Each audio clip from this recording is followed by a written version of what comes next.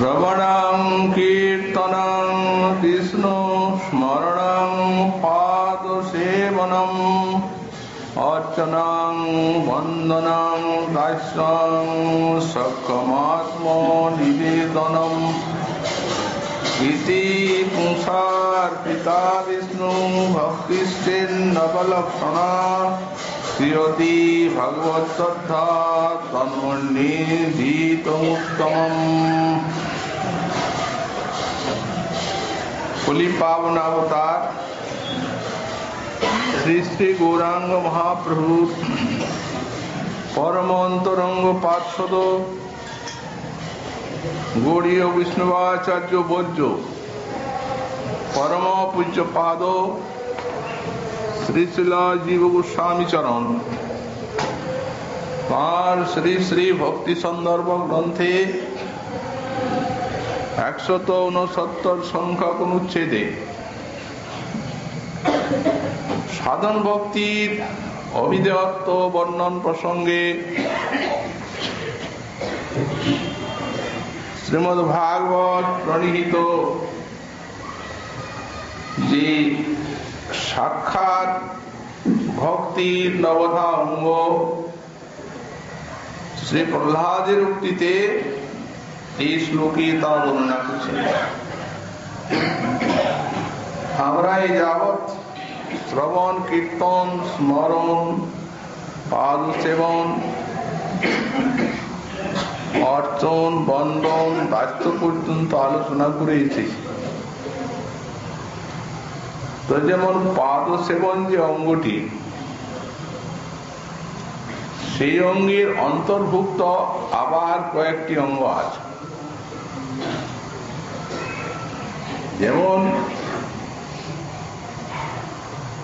যেমন শ্রীমূর্তি দর্শন, পরিক্রমা, তীর্থ ভ্রমণ,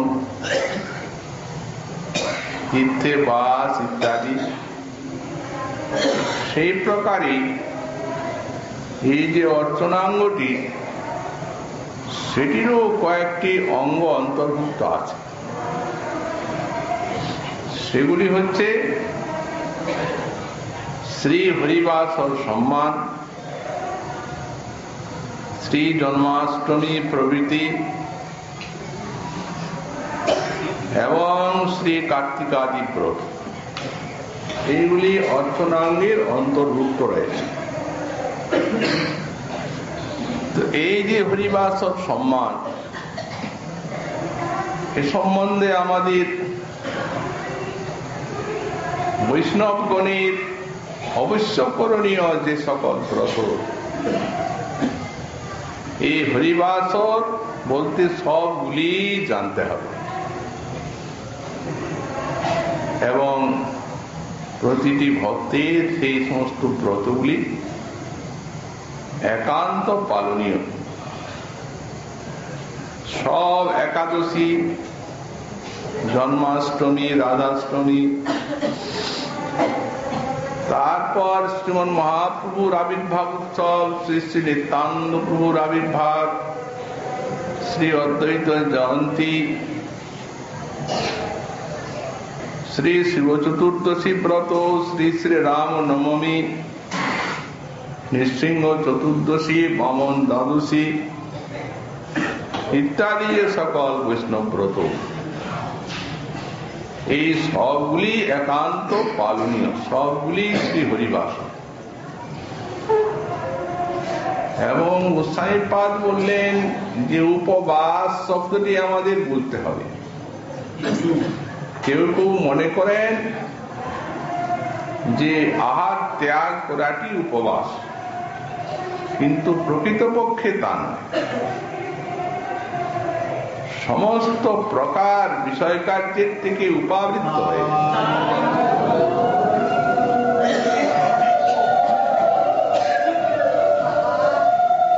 আর শ্রী ভগবানের শ্রবণ কীর্তনাদি এই ভজনের দ্বারা এই 24 ঘন্টা অহরাত্রকে অতিবাহিত করারই নাম হচ্ছে যথার্থ উপবাস। এখন হরিবাসর উপলক্ষে সবগুলি বলা হলো, আবার জন্মাষ্টমীর কথা বিশেষ করে উল্লেখ করা হলো এবং এই কার্তিক ব্রত। তো যেমন শ্রী ভগবান তার জন্মকর্মাদি যেমন রহস্যময়, তেমনি সেই সকল জন্মকর্মাদির পালনে ব্রতে উপবাসে সেই সকল ফললাভ হয়ে থাকে। যেমন গীতাতে বললে জন্ম কর্ম চমি দিব্যম এবং য ব্যক্তি তত্ত্বত তত্ত্বাদেহং পুনর্জন্ম নৈতি মামেতি সূর্যন। যারা আমার জন্মকর্মকে দিব্য মানে অপ্রাকৃত বলে জানেন, এই তত্ত্বটা জানলেই তাদের আর পুনর্জন্ম হয় না, তারা আমাকেই পান। মদীয় জন্মকর্মাদি যথার্থ জ্ঞানেন বিধ্বস্ত মত সমাশ্রয়নম অখিল পাপমা অস্মিন্নেব জন্মনি মামেব প্রাপ্নোতি। ব্যাখ্যাকার লিখেছেন, জোর করে বলা হচ্ছে যে এই জন্মেই তারা আমাকে পান। কারণ ওই যে বলা হচ্ছে জন্মকর্ম আর পান না, মামেব প্রাপ্নোতি। তো সুতরাং সেই দিব্য প্রাকৃত এই সকল ব্রতের পালনে যেমন মহাগুণ ভগবানের প্রসন্নতা, তেমনি অপালনে কৃত্যবান।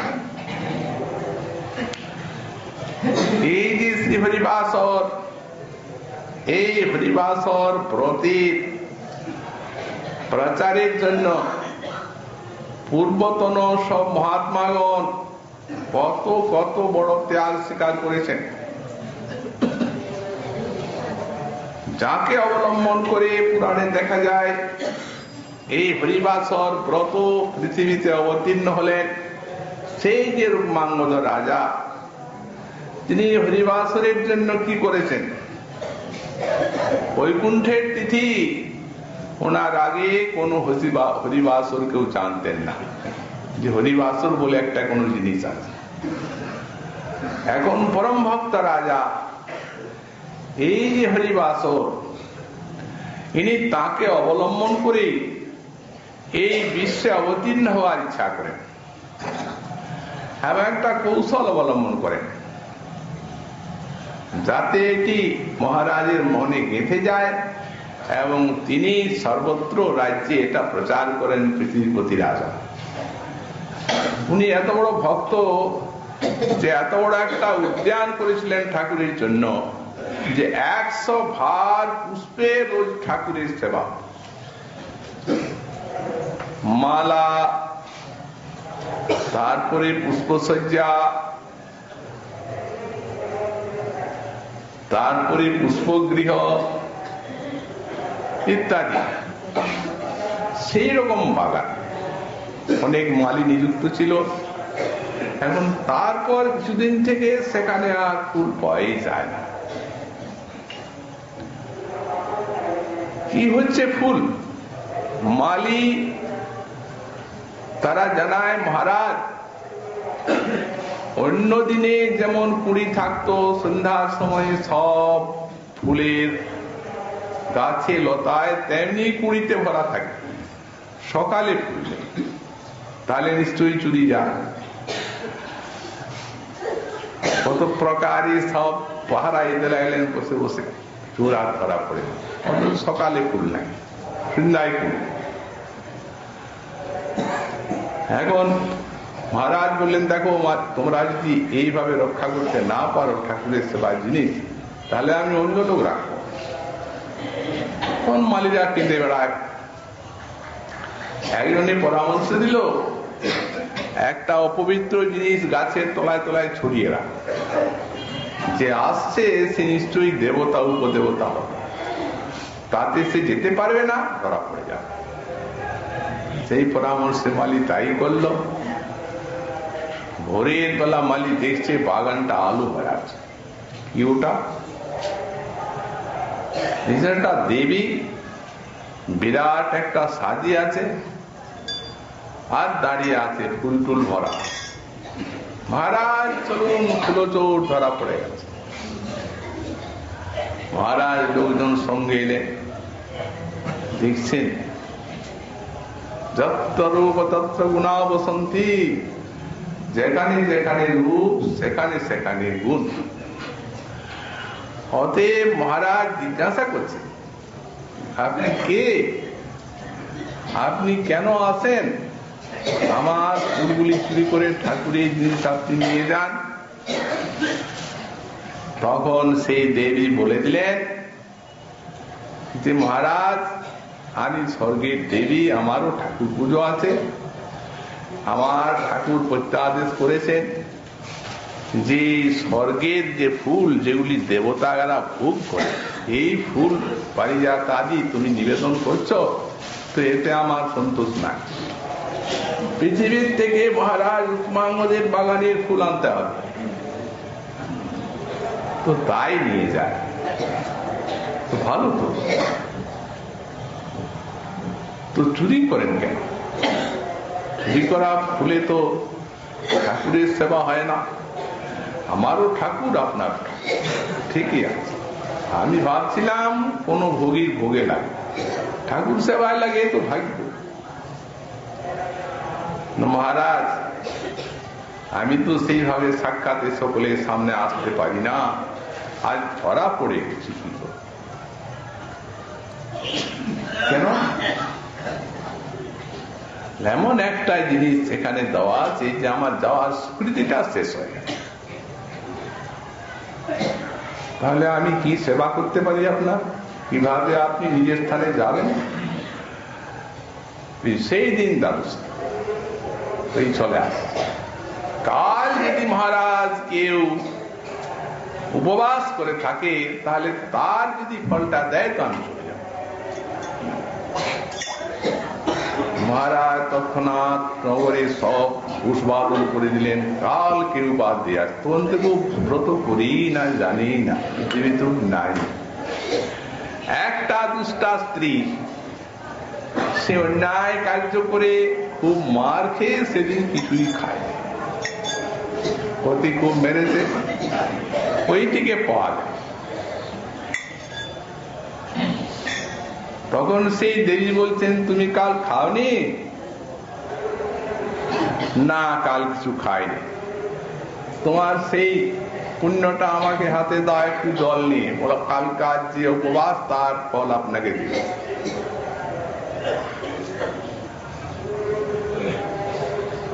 তো সে বলছে, আমি তো একটা দুষ্টা স্ত্রী, আমার পাপে ভরা, আমার আর কি ফল? মেরেছে স্বামী, তাই খাই। বলেন যাই, ওইটা তো খাইনি, সেই ফল দিলাম। যেমনি বলেছে তেমনি উড়ে যাচ্ছে ফরফর করে। মহারাজ তোর ভক্ত, আরে দাঁড়ান দাঁড়ান, আপনি দাঁড়ান। আমার রাজ্যে এত সমস্ত পুণ্যাত্মা মহাত্মা আছেন, কারো পুণ্যে আপনার কাল দিল না। একটা দুষ্টা স্ত্রী কাল খায়নি। কাল কি ছিল? মহারাজ, কাল হরিবাস, এটা বৈকুণ্ঠের ব্রত, পৃথিবীর জিনিস নয়, অপ্রাকৃত চিন্ময়। এ আপনাকে এই যে জানিয়ে গেলাম, এই ব্রতে অবশ্যই ভগবত পাদ পদ্ম প্রাপ্ত, তাই নাকি? বলে উনি চলে। মহারাজ সারা রাজ্যে ঘোষণা করে দিলেন, এই একাদশী তিথিতে কেউ কিছু খেতে পারবে না। সারা রাজ্যে ইচ্ছা থাক না থাক সব একাদশী ব্রত করতে লাগলো। এমনকি পশুকে, গাভীকে দুধটি পর্যন্ত খেতে দেওয়া হয়। সুতরাং এই ব্রতের পরে সব বৈকুণ্ঠ লোক প্রাপ্ত হতে লাগে। ব্রহ্মার সৃষ্টি লোক পাওয়ার জোগাড়। তখন ব্রহ্মা দেখলেন যে এর তো ব্রতটা কোন রকমে নষ্ট করতে হবে। সুতরাং উনি একটি মোহিনী মূর্তি সৃষ্টি করলেন। ওকে বললেন, তুমি যাও, যেভাবে হোক তুমি ওর ব্রতটা নষ্ট করো। তখন সেই মোহিনী মূর্তি ভগবতী চা সেই ভক্তের কোনো মোহ আসতে পারে না, কিন্তু এই হরিবাসরকে রক্ষা করার জন্য তখনকার সব মহাত্মা কি ত্যাগ করেছে সেইটি দেখি আপনার জন্য। একদিন মহারাজ সেই মৃগায় গেছেন, দেখছেন সামনের দিক থেকে সেই দেবী আসছে বনের মধ্যে বাস করে আলো। কি আপনি মনে মনে ঘুরে বেড়াচ্ছেন? সে বলছে মহারাজ মনের দুঃখে বনে বাস। মনের দুঃখে? এত আপনার রূপ মন সুন্দরী রমণী, আপনি বললে কি করব? আমার ইচ্ছা আমার মনের মতো কোন একটা বর আমি এই আশ্রয় করব, কিন্তু পাই। আজ একমাত্র আপনাকে দেখে আমার মন, আপনি যদি দয়া করেন আমাকে আশ্রয় দেন, তাহলে আমি আপনাকে বরণ করতে পারি নিজের প্রতিরূপে। মহারাজ বলেন আমাকে যখন তোমার একান্ত ইচ্ছা, ঠিক আছে, ঠিক আছে, নয় আমার একটা সংকল্প আছে, আমি যা চাইবো তাই দিতে হবে। মহারাজও ধারণা করতে পারেন নাই, আরে কি চাই, মেয়ে ছেলে আর কি চায়? আরে তুমি জানো না আমি সারা দেশের রাজা, তুমি যা চাইবে আমি তাই দেব। দেখেন দিতে যা চাইবো তাই। সত্যবদ্ধ হয়ে গেলেন, বিবাহ হয়ে গেল, ফিরিয়ে এলেন পাটরানী। এই কাল কেউ খাবে না, আজ দশমী, কাল হরিবাস। মহারাজটা কি বাদে? ওটা একাদশী, কাল ব্রত হরিবাস, কাল কি কিচ্ছু খেতে পারবে না। মহারাজ এইটা বন্ধ করুন, ওই ভূষবাদক প্রচার করে দিক, কাল সকালকে অন্ন, সকলকে অন্ন খেতে হবে। ঠিক এটা হয় আমার রাজ্যে? এই কি বলছো তুমি? মহারাজ মনে করে দেখুন আমার প্রতিজ্ঞা, ওই জন্য এসেছে। আপনি ক্ষত্রিয়, আপনি প্রতিজ্ঞা নিষ্ঠ, এছাড়া আমি অন্য কিছু চাই না। সে মহারাজের কি খেদ, কি দুঃখ, পায়ে হাতে ধরে আমার দেশে এই ব্রত নষ্ট হয়ে যাবে।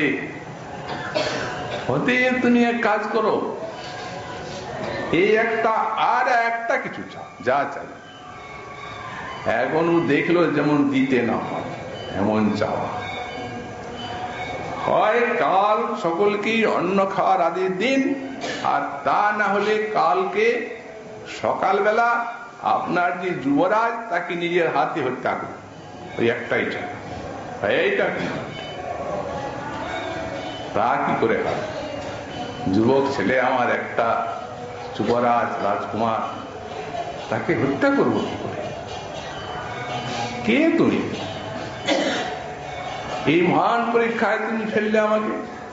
ও এই সর্বনাশ করার জন্যই তুমি গণপথে ওই আমার নথিটাকে ছন্ন করলে। যাই হোক, এই কান কান যুবরাজের কান। যুবরাজ ছুটে এলেন, বললেন বাবা এই জীবনটা নষ্ট, একদিন যাবেই যাবে।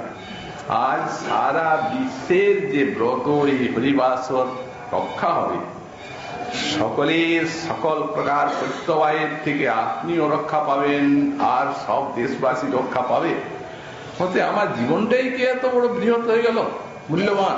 আপনি আমাকে হত্যা করুন, মাকে বর দিন, ও যা চাইছে সত্যও রক্ষা হবে আর ব্রতও রক্ষা হবে, আমার জীবন তুচ্ছ। তাহলে বুঝুন যে পূর্বের মহাত্মাগণ যাতে এটা রক্ষা হয় তার জন্য প্রাণকে উপেক্ষা করেছে। তারপরে সেই মহারাজও প্রতিজ্ঞাবদ্ধ হয়ে গেলেন, ঠিক আছে তোমায় তাই দেবো, তুমি যে দেখাই না, হরিবাসরই রক্ষা করবে। খড়গহস্তি পরদিন সব প্রজা একবারে থই থই সেখানে যুবরাজকে হত্যা করবেন, খড়গ উত্তোলন করেছেন নিত্যাবশ্রী ভগবান। নানা রাজা, এই মোহিনী তোমার পরীক্ষার জন্য এসেছে। তোমার কতটা ব্রত নিষ্ঠা, হরিবাসর নিষ্ঠা, বিশ্বের এই হরিবাসর তুমি রক্ষা করতে পারো কিনা, সেই পরীক্ষা। অতএব তুমি ব্রত করো।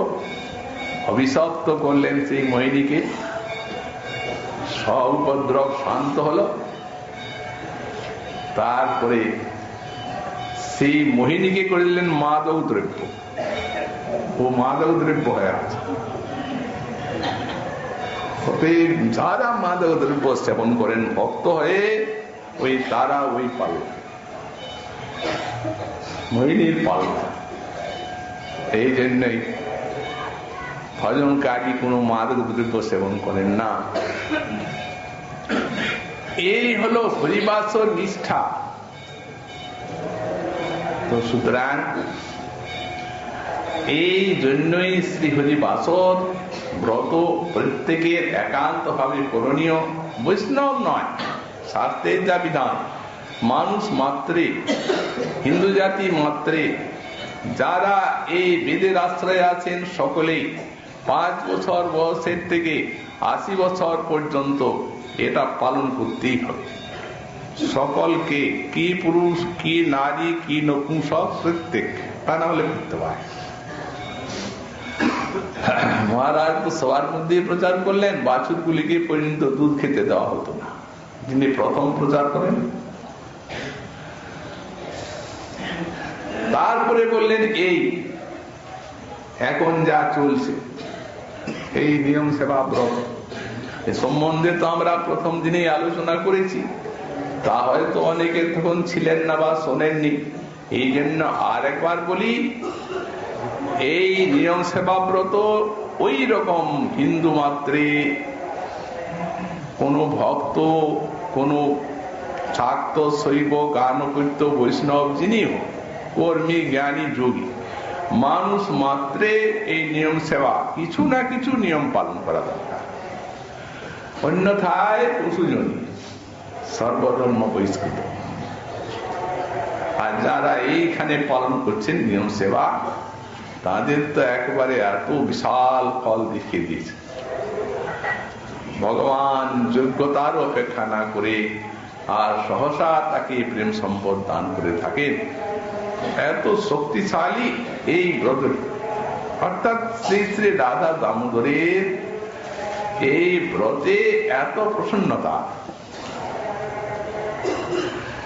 তারপরে কালকে আমরা যে সুখের কথা বলছিলাম, এটা বিশ্বাস, হিতাশংসময়, বন্ধু ভাব ভগবানের প্রতি, আর তার সেবা এবং তার সুখদান, হিতাশংসন বলা হয়, তার হিত।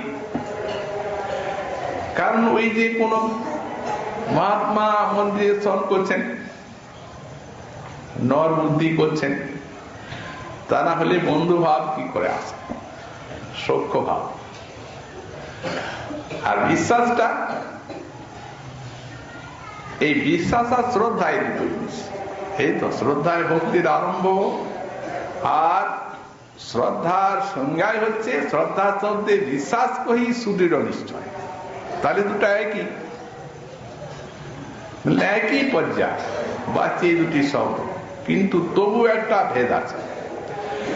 এই প্রথমে শ্রদ্ধা, আদৌ শ্রদ্ধা, এই তারপরে আসবে বিশ্বাস। ওই বিশ্বাস এবং বন্ধু ভাব, কি বিশ্বাস?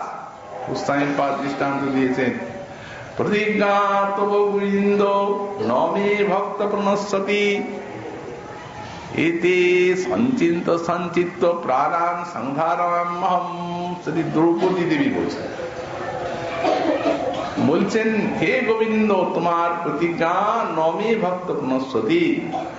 অর্জুনকেও বলেছেন নমে ভক্ত প্রণশ্যতি, কোনতে প্রতি জানি। তো এই যে তোমার প্রতিজ্ঞা, এটি স্মরণ করে করে জীবন ধারণ করি। গোস্বামীপাদ এই শ্লোকে টিকাতে লিখছেন, এটা তো দ্রৌপদী দেবীর বাক্য, তিনি তো পার্শ্বদ, আর আমাদের এই সাধনার পর্যায়ে ব্যাখ্যা করা হচ্ছে। অতএব কারো মনে হতে পারে যে সেই যেটি পার্শ্বদগণের সিদ্ধগণের কথা, সেটিকে সাধন স্তরে আনা হলো কেন? বললেন সাধনা সাধ্য। আমরা তো বলেছি যে দাস্য, সখ্য আর আত্মনিবেদন, এই তিনটি সাধনও বটে, সাধ্য। অর্থাৎ এই দাস্য, সখ্য, আত্মনিবেদন সেখানেও রয়েছে, আর এখানেও সাধ্য হয়ে সাধনও রয়েছে। ওদের সাধনের মধ্যেও এটা জানতে হবে। এই রূপ যে ভগবানের কত শত প্রতিজ্ঞা আছে, সেই প্রতিজ্ঞাকে অবলম্বন করে আর বিশ্বাস, তার তিনি যা বলেছেন তাই হবে।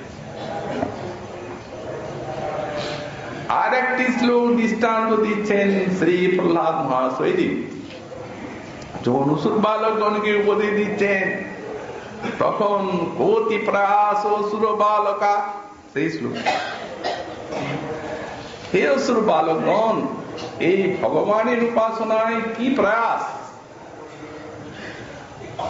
সেইখানেই প্রহ্লাদ বলেছেন যে তিনি সখা, সকলের অন্তরে অন্তরের কথা সব জানেন, এবং সখার নাই এই বন্ধুত্ব তার সকলের প্রতি আছে, বন্ধু ভাব, সেইখানে সখা শব্দটি উল্লেখ করা আছে।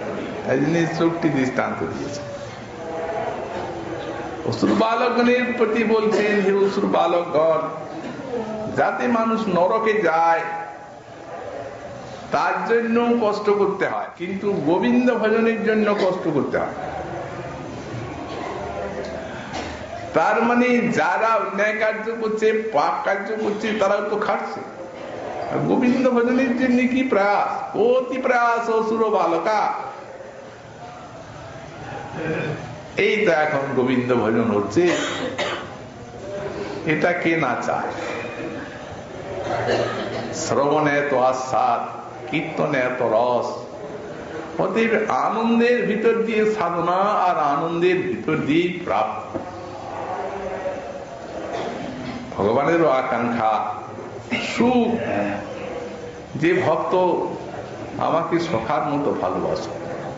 সেখানে তো যারা আছেন সখা আছেনি, মানে প্রাণে এক, কিন্তু সাধক জগৎ ওনার ওটা কামনা আছে। যেমন এই সখ্য ভাব, আমরা একটা দৃষ্টান্ত পাই ওই জগন্নাথী মাধব দাস, নিরাবিল সখ্য জগন্নাথ নিজে যেমন সখা বলে তিনি তাকে মেনেছিলেন, বিশ্বাস করেছিলেন, তিনিও সেই প্রাণে প্রাণে। একদিন নিষ্কিঞ্চন ভক্ত, কোন পরিগ্রহ করেন না, 3 দিন কেউ কিছুই দেয়, পড়ে আছেন, খান নেয়, দান নেয়। সখা জগন্নাথ দেব কমলা ঠাকুরানীকে বলছেন, দেবী ও আমার সখা কিছু খায় নি 3 দিন, আমার এই প্রসাদের থালাটা পৌঁছে দাও। এখন শুয়ে আছে, চোখ বুঝে মাধব দাস দেবী প্রসাদের থালা দিয়ে চলে গেলেন। উনি চোখ মুজে দেখছেন যেন বিদ্যুৎ চমকাল। কি দেখছেন? একটা থালা, এটা ওই সখারই কাজ। যাই হোক, দিয়ে পাঠিয়েছেন, তখন খায়, খেয়ে দিয়ে ধুয়ে রাখলেন। তারপরে মন্দিরে সোনার থালা চুরি, দেখো কোথায় সোনার থালা, ওর কাছে এসে পায়, এই চুর ধরে নিয়ে গেল। খুব মারামারি। প্রধান পান্ডাকে জগন্নাথ দেব স্বপ্নাদেশ করছেন, হে আমার কাকে যে তোমরা মারলে, দেখো আমার পিঠে সেই সমস্ত দাগ।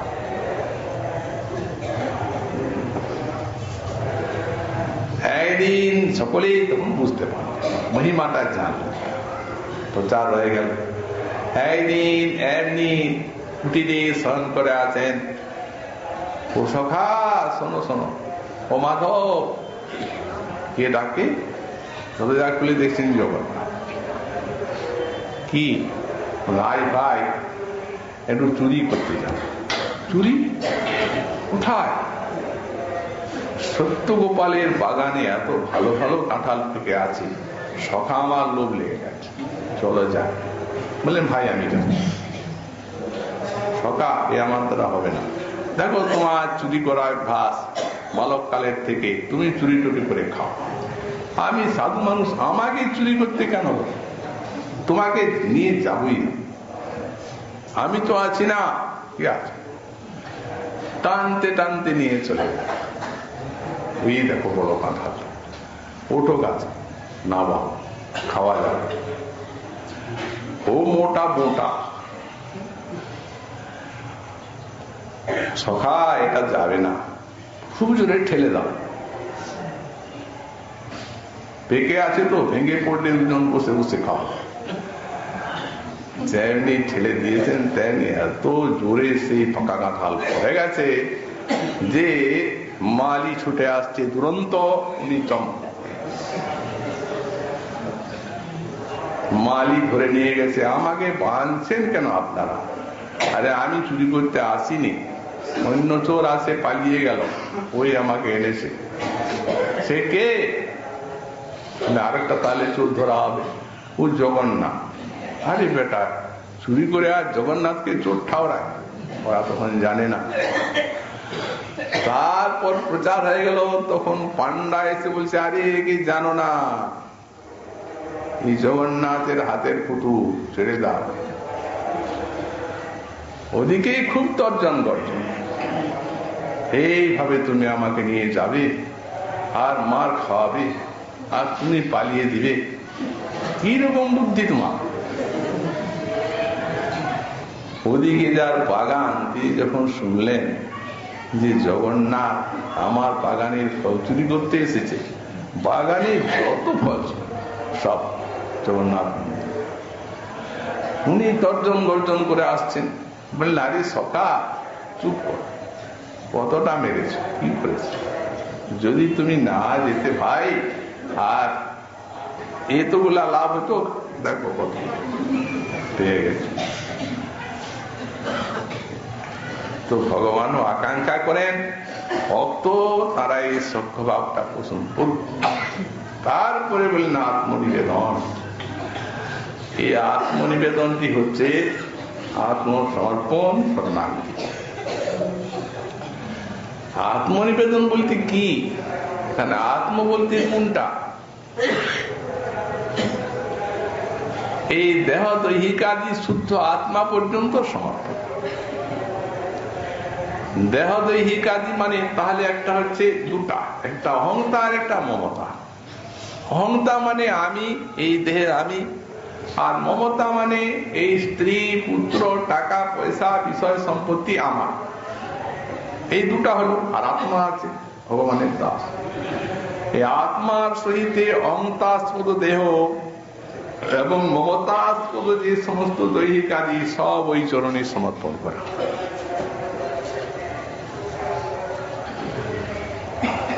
নিশ্চিন্ত, নিঃসংশয় নিশ্চিন্ততা, ভক্তের আর কিছু করার নেই। ব্যাখ্যাকার লিখলেন, এখানেও লিখেছেন টিকাকার, আত্মনিবেদনম গবাসাদি স্থানীয় স্বদেহাদি সংঘাত তদেক ভজনার্থম ক্রেতু স্থানীয় শূন্যার্থম। যেমন আপনার একটা গরু আছে, একটি ঘোড়া আছে, সেটি আপনি বিক্রি করে দিলেন। যখন বিক্রি করে দিলেন তখন সে ক্রেতার হয়ে গেল। এখন যে বিক্রেতা, সে যেমন পূর্বে সেই গরুকে ঘাস দিত, ঘোড়াকে খাবার দিত, তেমনি কি যে কিনে নিয়ে গেছে তার বাড়িতে ঘাস দিতে যাবে? কেন যাবে? বলছি কিনেছে সে খাওয়া।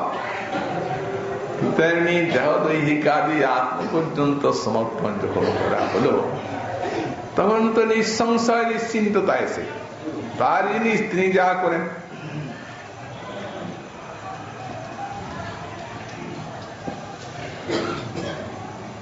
একটা শ্লোক গোস্বামী দৃষ্টান্ত দিচ্ছেন সেই ক্রমসুন্দর বটিকা। মর্তু যদা তত্ত্ব সমস্ত কর্ম নিবেদিতাত্মা বিচিকিৎসিত মে তদামৃতত্বং প্রতিপদ্যমানু ময়াত্ম ভূয়ায় চ কল্পতে বৈ। মর্ত মানব যদা যখন তত্ত্ব সমস্ত কর্মা সমস্ত কর্ম ত্যাগ করে নিবেদিতাত্মা দেহদৈহিকাদি আত্ম পর্যন্ত আমাতে নিবেদন করলেন, তখনই আমার ইচ্ছা হলো বিচিকিৎসিত মে বিশিষ্ট কর্তুমিষ্ট। তখন ইচ্ছা হলো বিশিষ্ট করার জন্য। তখন তদামৃতত্বং প্রতিপদ্যমানু ময়াত্ম ভূয়া চ কল্পতে বৈ। তখন তিনি আমার আত্মভূত হয়ে গেলেন, তাকে নিজের করে নিলাম, আত্মসমর্পণকারী সিদ্ধ দেহ হয়ে গেল। আর অমৃতত্ব লাভের যোগ্যতা তিনি পেয়ে গেলেন। মায়াত্ম ভয়া চ কল্পতে বৈ।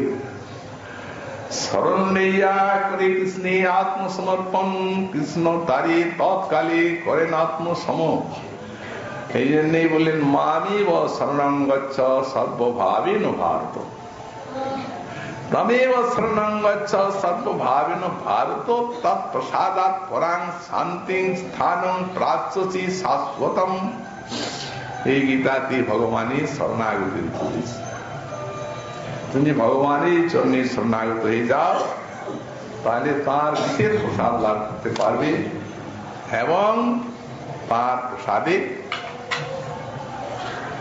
শাশ্বত পদ লাভ হবে।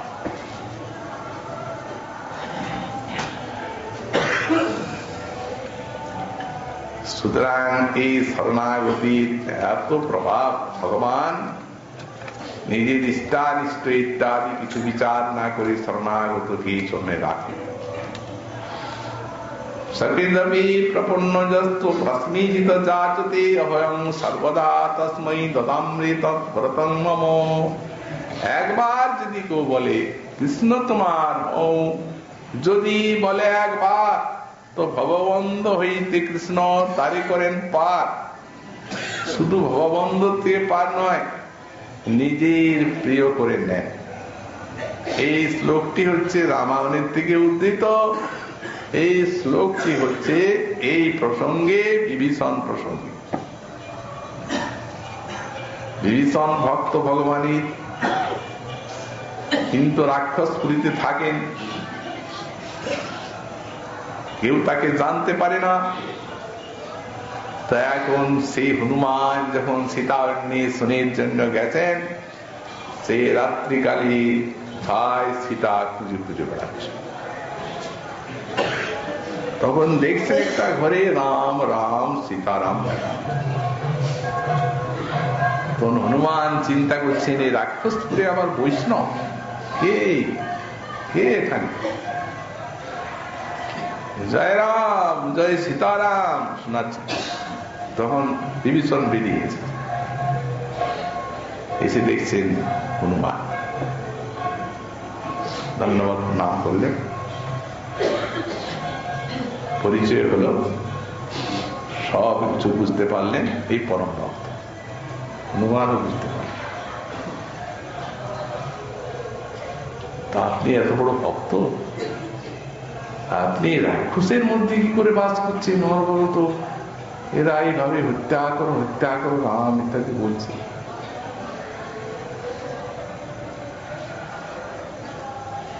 মহাবীর শুনুন কিভাবে আছে। এই যেমন 32টা দাঁতের মধ্যে জিহ্বাটিকে খুব সাবধানে থাকতে হয়, একটু এদিক ওদিক হলেই কামড়ে। তেমনি এদের মধ্যে আমি এমনি আছি। ওখানে ব্যাখ্যাকারে লিখছেন যে 32টা দাঁতের মধ্যে জিহ্বা,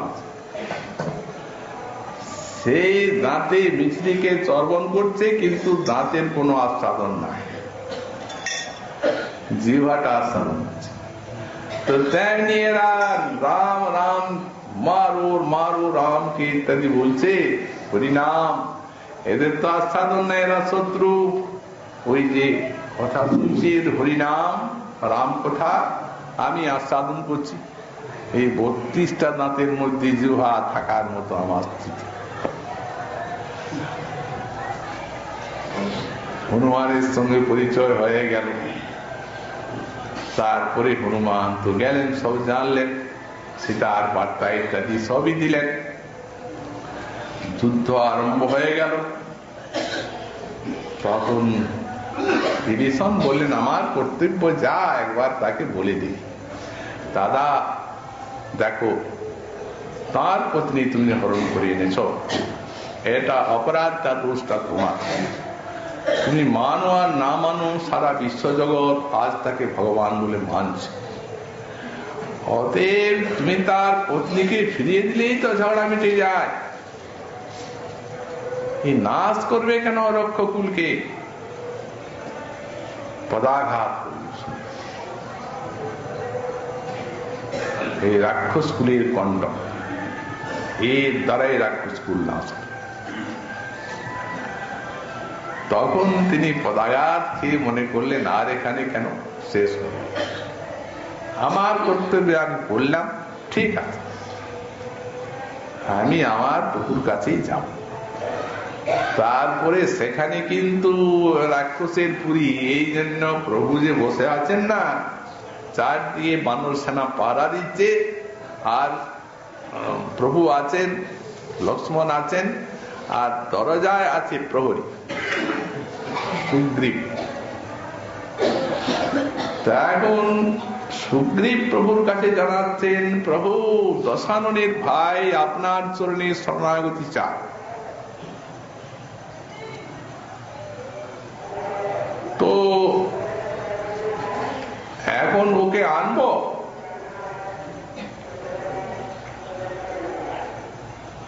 না, ও তো দাঁড়িয়ে আছেন, হনুমান জানেন।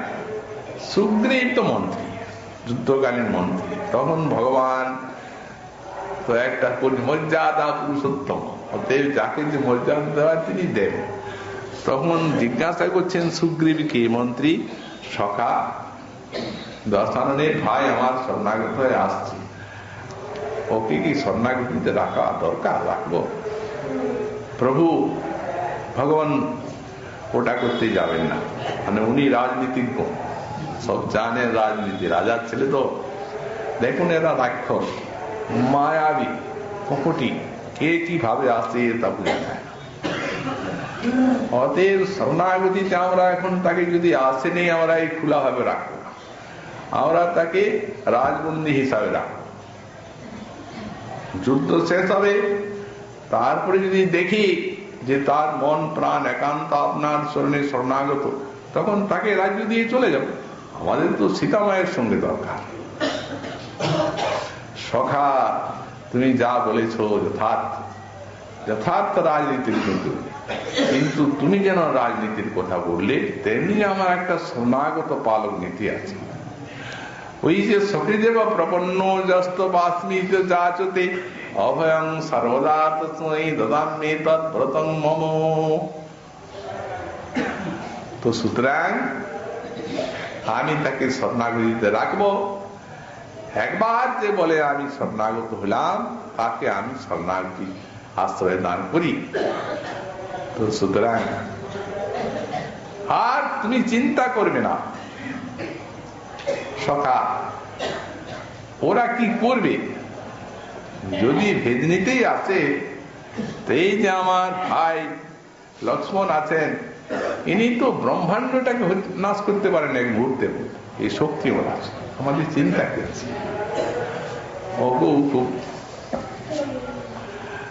সাক্ষাৎ অনন্তদেব একটু মাথার রালি তো ব্রহ্মাণ্ড ছায় চুরমান।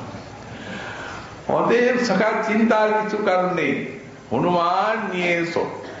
হনুমান তো জানেনি, কিন্তু প্রভুর আদেশ তো স্বভাব। তারপরে শরণাগতি দান করলেন। তো মুখ যদি কেউ বলে যে প্রভু আমি তোমার শরণাগত হলাম, তো এই আত্মনিবেদন বা শরণাগতি তেমন শক্তি। কৃষ্ণ তোমার ও যদি বলে একবার সকৃত ভববন্ধ হইতে কৃষ্ণ তারে করেন পার। এখন শরণাগতি কাকে বলা যায়? এই শরণাগতিটি হচ্ছে ভগবত ভজন সাধনের মুখ্যতা, প্রাণ স্বরূপ। ভগবানের উপাসনা করতে হয়, তার চরণে শরণাগত হই। এই জন্য আমাদের শাস্ত্র মহাজনগণ 6 প্রকার শরণাগতির অঙ্গ ব্যাখ্যা করেছেন। শ্রীমন মহাপ্রভুর কৃপা হলে আগামীকাল আবার সেই বিষয় আজকে আমাদের সন্দর্ভ কথা এখানে